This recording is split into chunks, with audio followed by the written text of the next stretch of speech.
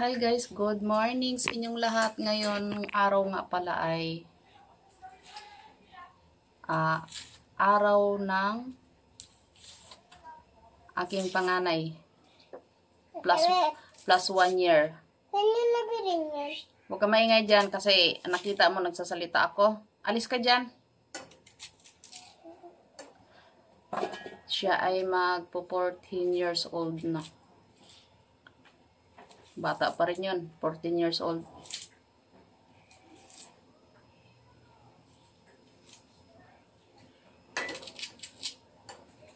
Ayan. Uy. Ayan, magbi-blender ako ng tawag nito, bawang at saka sibuyas para iluto ko doon sa aking para sa pansit at saka sa spaghetti. And yung tawag nito, yung mga buto-buto, hindi ko alam kung kaldereta ba yun. Yung konti lang pala yung lulutuin namin. Dahil hindi ako nag-imbita ng marami. Dahil nakakapagod. Yung isa kong kasama nandun sa taas, gumagawa ng photo guys. At ito naman yung ginawa ni Tess.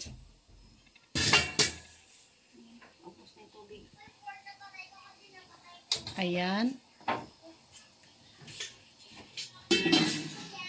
Mayroon tayong iba't ibang kulay ng ang ating kakanin. Kakanin na lang pala banggitin. Yellow, green, and white. Bakit? Isasan yung palang purple. Nandun yung purple. So, yan na nga pala ang mga naluto. Yung naunang naluto. Yung nilagyan lang namin ng mata-mata. Ang susunod naman ay lagyan naman din namin ng pangpangiti. Ayan. Kulay naman. Ang kulay natin. Ang ganda panoorin dito. Yellow. Dapat yellow dyan. Wag. Parang maganda. Ayan. Ito naman, pinapalamig ko na para sa ating pansit. Manok yan. Mamaya pag malamig yan, gayat-gayatin na natin. Yan ang pang-design niya. O, di ba maganda tignan? Dapat isang tuldok lang. Natulo. Mayroon namang toothpick lang. Aming noodles na pasta, pang spaghetti.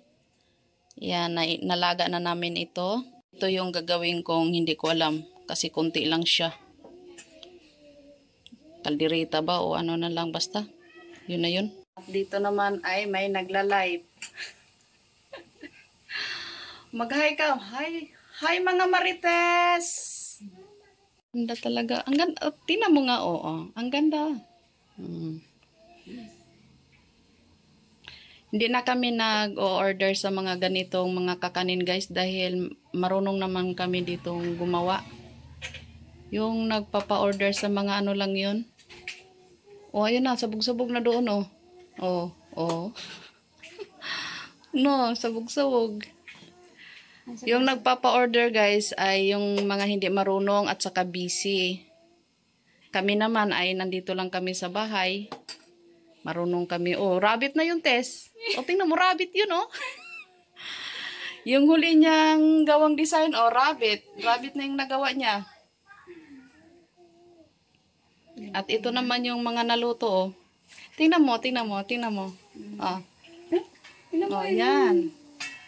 Di ba umalsa naman? Ang ganda. Parang nadamihan yung paglagay, no? Yan. Ayan ang kasama ko magluto dito. Siya naman ang sa sa kakanin. So, yan ang kakanin namin. So, mamaya kung kaya pa ang aming power ay gagawa din kami ng maha blanca.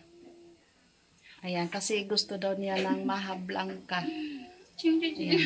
So, sa last ay ituturo ko sa kanya kung paano gagawin yung mahablang ka para naman mayroon siyang dagdag kita din. Kasi ang alam lang niya ito, biko din sa mahablang ka gusto niyang gumawa. So mamaya ay siya yung magluto. Siya yung magluluto mamaya. Magtuturo na lang ako. Nagkandabulol-bulol-bulol na ako. So balik tayo sa ating ginagawa dito. Ang ganda talaga ng kulay, guys. Okay na ito, dagdagan pa. Ha? Dagdagan pa. Dagdagan pa yan. Mamaya pag... Dito sa gilid yung Oo. color. Mamaya pag lumamig, kasi marami pa yan eh. Pag naluto yan. Ayusin lang yan mamaya. Meron pa naman siguro ako diyan pang wrap ng plastic. Diba? Baka luto na yun. Ganda. Ganyan. Luto na yan, guys. Wala kaming panghawakan ng kakanin namin, kaya pag may pangbili, bibili na lang kami. Naputol kasi yung panghawakan ko, kaya tinapon ko na lang. Ating dalawang akin. Ako kasi Kasi ng design yung aking. kinakamay ko lang. Ganyan. Para diretso. Kasi pag ito na mamababaw, kaya pwede. pag may hawakan kasi, madudulas pa, malaglag pa. Pag ganyan, diretso. O, diba? O, sana all.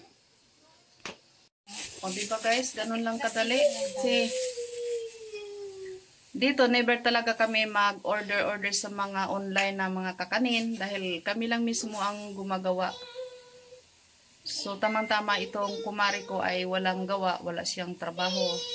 Nagkataon ng Saturday ngayon. So, yan, natulungan niya ako dito. Araw-araw naman yan dito pag wala yan siyang pasok. Marites ang kanyang pangalan. Araw-araw din kami dito nagmamarites. About sa aming mga history. Yan. So, ayan. Mabilis lang siya. Kung napanood mo man ito, Gianna, yan, happy birthday sa iyo. Alam ko, mapanood mo ito pag ikaw ay nasa... Kasi hindi yan siya nanonood ng aking YouTube test eh. Pero, pag medyo matanda na yan siya, manonood rin yan siya. Ay, ganito pala yung mukha ko. So, mamaya guys, ay abangan nyo na lang mamaya. Dahil, babalik tayo mamaya. So, sa ngayon, ito lang muna. Dahil marami pa kaming gagawin.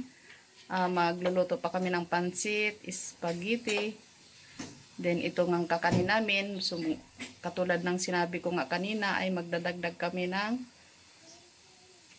mahablang ka kung kaya pa sa aming power. So, yun lang guys. See you. See you later guys. So, ipagpatuloy muna namin yung pagluluto ng aming kakanin dito. Bakit yung isa, Tess? Payat. Yung yellow. Payat. Oo. Ang ganda talaga panoorin dito sa ano, oh. Gawin mong rabbit. Iba-iba naman. Tingnan mo, oh, tuldok lang yan nilagay to. Tingnan mo, 'di ba nakangiti? Mayroon akong ginawa ditong hindi nagkalat, guys. Ayan, oh. Nakangiti siya. Iba-iba kasi yan eh. Isang tuldok lang, tatlong tuldok. Mahaba eh. Tichan mo na sama eh. So, ayan, mamaya, babalik tayo mamaya pag andito na yung mga... So, ito ay mag-uumpisa na kami magluto. Ay, ako na ay nagpainit na ng kawali. So, ang unahin natin magluto ay, ano, Tess? Unahin natin pagluto. Painit lang tayo ng kawali para malagyan na ng mantika. So, spaghetti nga pala ang unahin namin para mai-plating na namin.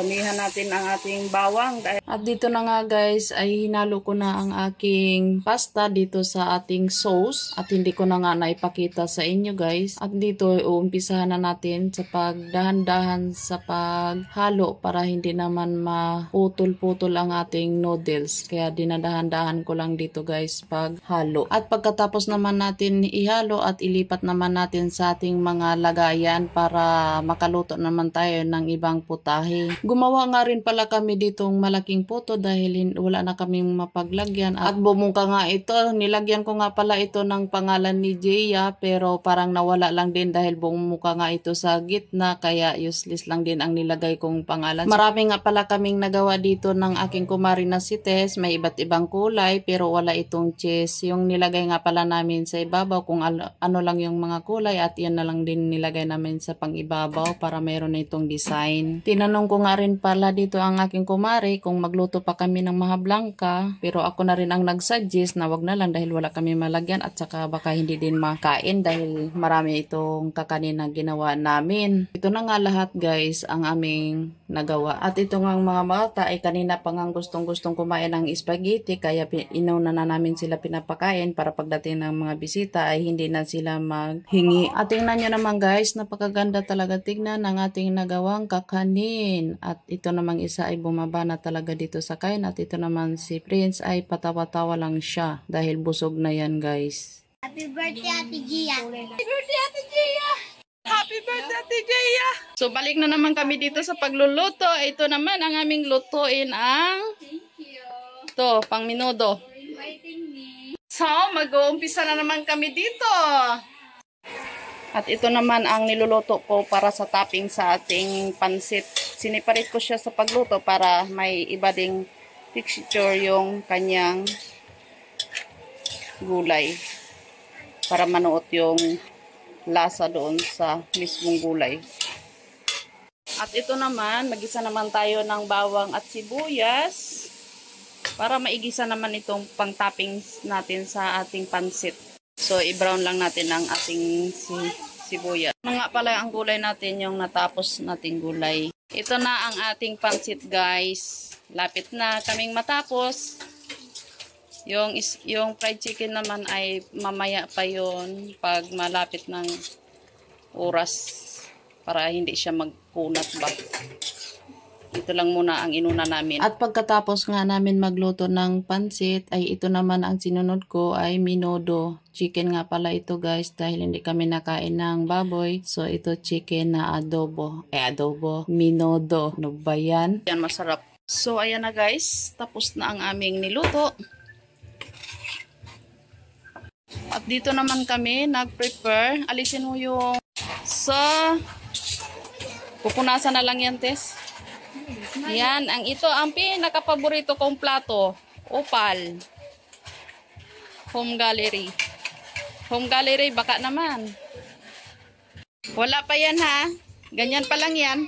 At dito naman si Mars G ay yung kanyang anak ay pinapasayaw nga niya anak. Hindi nga mahiyain ang kanyang anak. Go lang pag pinapasayaw ng kanyang. At ito naman katabi ni Mars G ay aking kumari din sa kabilang inaanak. Ito naman si Ate Len. So habang naghihintay kami dito ng bisita kasi yung iba ay wala. Dahil ang oras talaga na namin ginaganap nito ay alas 3 ng hapon. So, itong video nga pala guys ay noong September 28. So, wala pa akong time para makapag voice over. So, kailangan kong i-voice over dito guys dahil mayroon nga itong mga sounds para hindi tayo mapalo ni Lolo. Kaya minaigi ko itong i-voice over dahil para hindi tayo makapiright. Habang naghihintay nga pala kami dito, ang mga bata naman dito ay pinagkakatuwaan. So, hinintay nga pala namin dito si Maricel. At sumunod naman itong si Prince, sumayaw din, pinasayaw nga nila si Prince at saka si Caleb. Kaso si Caleb ay nahihiya. At napagod na nga itong isang prinsesa at nag-cellphone na lang siya. Sabi ko nga sa kanya, mag-hi ka. Hindi niya ako pinapansin dahil busy na siya mag-cellphone. At ito nga yung pinasayaw si Caleb at ayaw nga niyang sumayaw dahil nahihiya siya. At ito nga kumain na lang siya ng pansit. Wala siyang pakialam. Nagugutom yan dahil galing yan siya sa labas naglaro. Wala siyang pakialam yung mga kasama niya dito ay sumasayaw na. Huwag niyo na lang pansinin dahil gutom yan. Binibiro nga namin siya dito. Sabi ko panoorin niyo yung video niya sa TV dahil makikita niya ito. Pati sa paglaki niya ay makikita niya ito. Wala siyang pakialam kahit nagbibiro na kami dito ng kasama ng kanyang nanay. Bahala kayo dyan. Basta ako dito, ako'y kakain dahil ako ay nagugutom. Wala akong pakialam dyan sa inyo. Kain lang ako dito, guys. Ayan si Ate Leno! Oh! Sa mga nakilala dyan na. Oh! Shout out sa mga taga Cavite. Oh! Bulacan. Oh! Mau manawagan ka na! At ang ganda nga talaga dito ni Gia. Hindi niya talaga ako pinapansin, guys. Dito naman sabi ko sa kanya mag-hi siya. Nag-hi naman din siya. At si Prince naman ay tuloy-tuloy lang ang kanyang sayaw. Oh.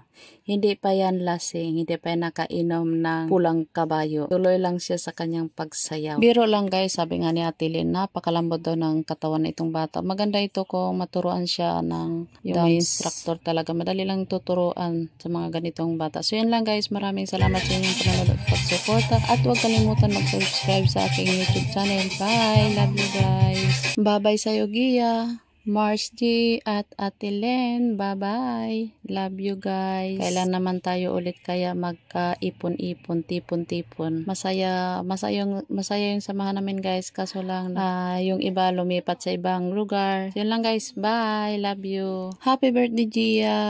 Love you. May part 2 pa pala ito, guys. So, hintayin nyo yung part 2.